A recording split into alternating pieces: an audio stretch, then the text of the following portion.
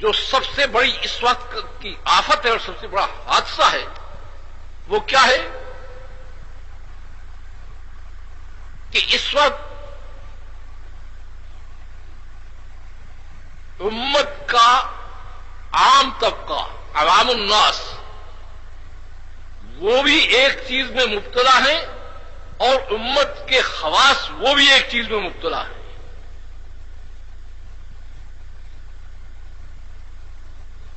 کہ جب مسئلہ آتا ہے،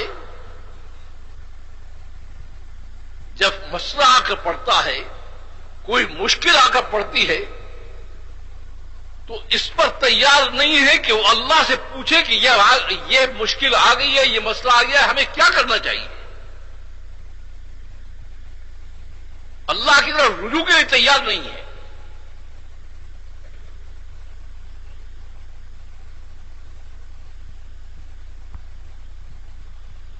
اب کرتے کیا ہے کہ جو دماغ میں آتا ہے اس کو لے کر چلتے ہیں، اس میں مار پہ مار پڑتی ہے،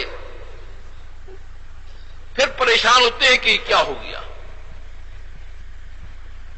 یہ انسان کا عجیب مزاج ہے۔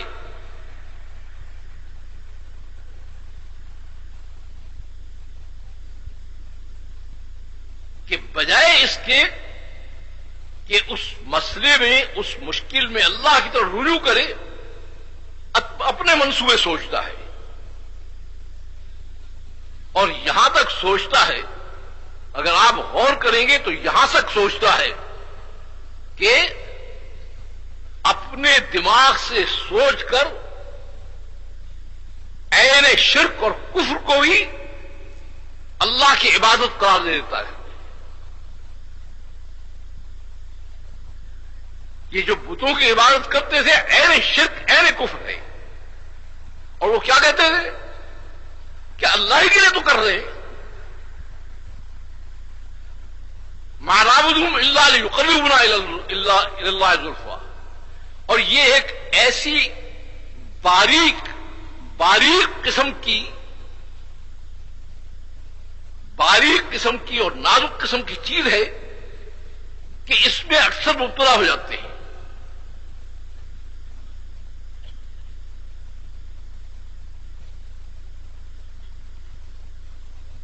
اب کیا کہتے ہیں یعنی بالکل اللہ سے پوچھتے کہ یہ چیزیں اس میں ہمیں کیا کرنا چاہیے، بلکہ ایک چیز کو شروع کریں گے اور کیا کہیں گے، یوں کہ یہ دین ہی کے لیے تو کر رہے ہیں، اللہ ہی کے لیے تو کر رہے ہیں۔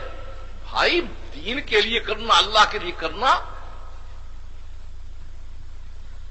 یہ کوئی چیز نہیں ہے۔ اصل چیز یہ ہے کہ اللہ نے جو اس کا نظام مقرر کیا ہے اس کی تحقیق کرو، نبی نے جس ترتیب سے وہ کر کر دکھایا اس کو اختیار کرو۔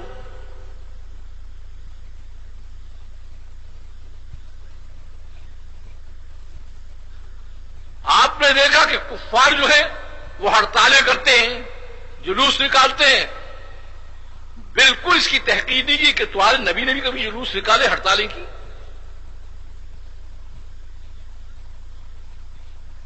عجیب بات ہے، نبی اور امام وہ اور طریقے ان کے، اور محض کیا ہے، شیطان نے یہ ڈال دیا دماغ میں کہ دین کی نسبت سے یا اللہ کی نسبت سے جو کچھ بھی کرو گے، چاہے بتوں کی عبادت کرو گے، یہ بھی دین ہی بن جائے گا۔ اس لیے اس کو میں عرض کر رہا ہوں کہ اس کا خیال رکھیں کہ ہر چیز کا نظام اللہ نے خود مقرر کیا ہے، نبی کو ساتھ بھیجا ہے کہ تاکہ اس نظام کو سمجھائے۔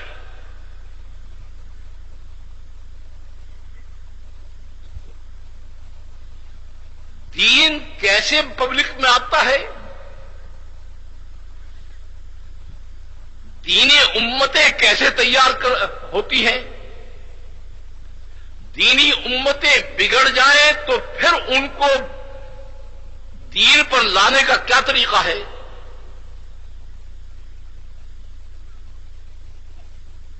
تعلیمات الہیہ میں سارا اس کا نظام موجود ہے۔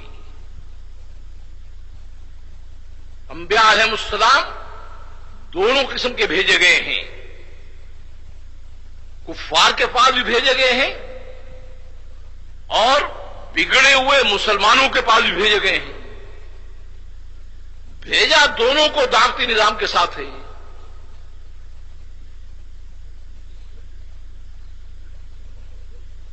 اور اگر تحقیق کریں گے تو جو انبیاء کافروں کے پاس بھیجے گئے ہیں ان کی تعداد بہت تھوڑی ہے اور جو بگڑے ہوئے امتوں کی طرف بھیجے گئے ہیں ان انبیاء کی تعداد بہت زیادہ ہے.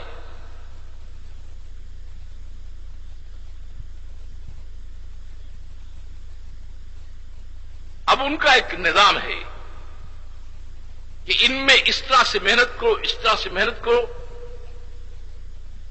تو میں یہ عرض کر رہا تھا کہ حضور اکرم صلی اللہ علیہ وسلم نے چونکہ امت کو تیار کرنا تھا ذمہ داری کے لیے، تو اس لیے سب سے پہلے ان کو یہ سکھایا کہ کس طرح سے دینی امتیں تیار ہوتی ہیں اور دینی امتیں کس محنت سے بنتی ہیں، ان کی کیا ترتیب ہے، وہ ساری چیز ان کو بتائی.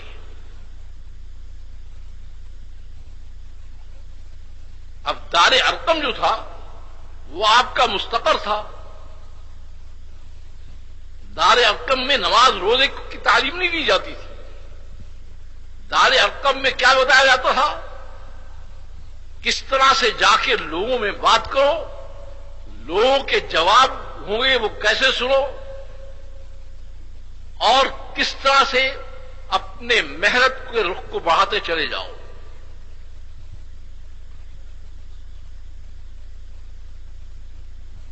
مار کھا کے پھر دار ارقم میں آ جاتے تھے.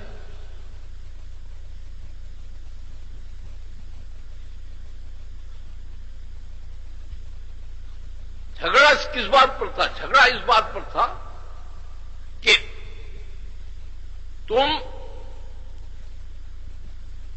جس نظام زندگی کو لانا چاہتے ہو یہ ہمارے آباء و اجداد کے طریقے کے اور رواج کے خلاف ہے.